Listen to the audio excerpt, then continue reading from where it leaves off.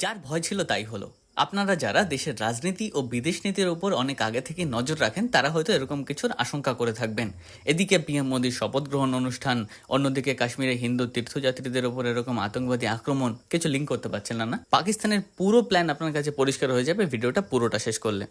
রবিবার সন্ধ্যা 7:30 নাগাদ পিএম মোদির থার্ড টার্মের শপথ গ্রহণ শুরু হয়, যা পাকিস্তানের একেবারেই ইচ্ছে বিরোধী। কেননা তারা কোনোভাবেই বিগত 10 বছরে ভারতকে কাবু করে উঠতে পারেনি।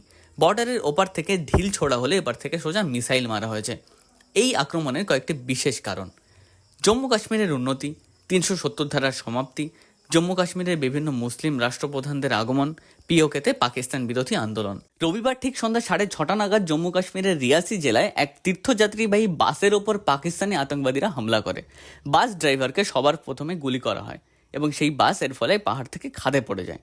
10 জন যাত্রীর সঙ্গে সঙ্গে মৃত্যু হয়, এর মধ্যে একটি বাচ্চাও ছিল, এবং 33 জন গুরুতরভাবে আহত হয়। সেই জায়গা থেকে প্রচুর গুলি ও মৃতদেহের ভিডিও সোশ্যাল মিডিয়াতে ভাইরাল হতে থাকে।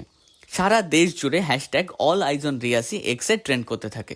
কিছুদিন আগে যেমন গাজার hashtag all eyes on Rafa trend হচ্ছিল, তেমনি এই ঘটনাকেও সারা বিশ্বে প্রচার করার চেষ্টা করা হয়।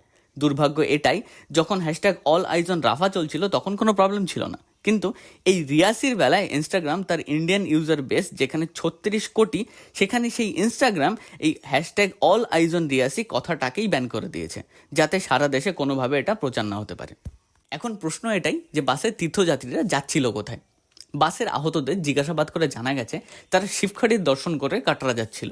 এখানে দেখুন, জম্মু কাশ্মীরের একটি জেলা হচ্ছে রিয়াসি, আর এই রিয়াসির একটি জায়গার নাম হচ্ছে কাটরা। 2023-এ মাত্র 1 বছরে 95 লক্ষ টুরিস্ট এই রিয়াসিতে পৌঁছায়। জম্মু কাশ্মীরের মতো একটি জায়গায়, তাও আবার হিন্দু মন্দির দর্শন করতে যদি 95 লাখ মানুষ যান, তাহলে সেটা পাকিস্তানের জন্য কতটা কষ্টকর। এবার ভাবতে পারেন এখানে এমন কি আছে।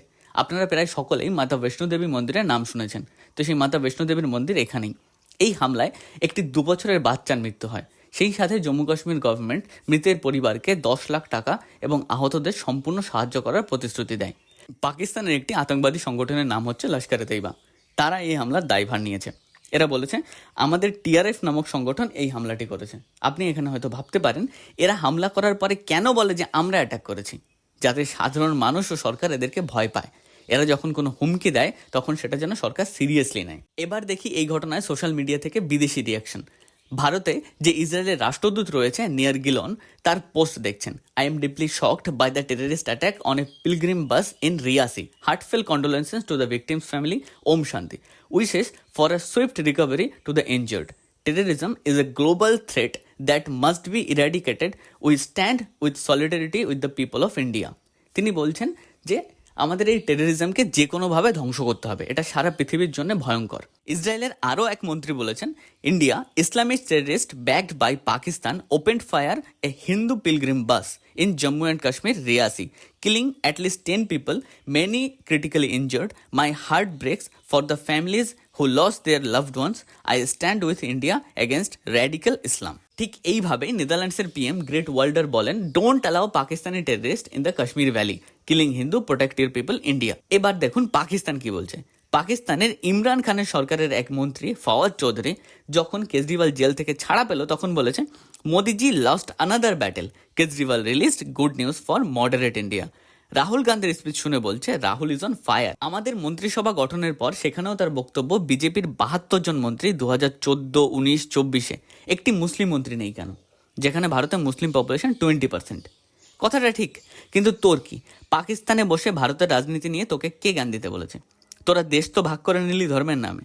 ভারতে হিন্দু আর পাকিস্তান, বাংলাদেশে মুসলিম থাকবে। এখন ভারত তার রাজনৈতিক কাজকর্ম নিয়ে পুরোপুরি স্বাধীন। আমি আপনাকে বলছি এদের সমস্যাটা কি। এই ভিডিওটা দেখুন, কাশ্মীরের শ্রীনগরের ভিডিও এটা। এই সেই বিখ্যাত লাল চক যেখানে কখনো ভারতের পতাকা দেখলে আগুন লেগে যেত, এখন তা কত উন্নত, সেখানে কত শান্তি। এবার যদি ভারতীয় মুসলিমদের কথা বলি, এই ভিডিওটা দেখলে আপনি বুঝতে পারবেন যে ভারতীয় মুসলিমদের এই পাকিস্তানি কুকুরদের কথায় কি ফারাক পড়ে। जो एक सवाल है मेरे जहन में, वो ये कि पाकिस्तान की जितनी टोटल पॉपुलेशन है उससे ज़्यादा पॉपुलेशन में इंडियन मुस्लिम्स यहाँ रहते हैं। जी हाँ, आपको मालूम होना चाहिए। हाँ मुझे मालूम है जी। एक बात, जब आपको ये मालूम है तो इंडियन मुस्लिम्स अपनी प्रॉब्लम्स को सोल्व करने की और सोल्व करवाने की ताकत रखता है। आपकी नसीहत की ज़रूरत नहीं। एक तीसरी और आखिरी बात आपसे कहना चाहता हूं, आपने इतने साल पाकिस्तान पर राज किया है और आप ये मान रहे हैं कि हाँ दोनों तरफ से हो रहा है। दोनों तरफ से हो ना हो पर एक तरफ से तो हो रहा है, ये तो पक्का हो गया आपके इस मान लेने से। सब काम करिए।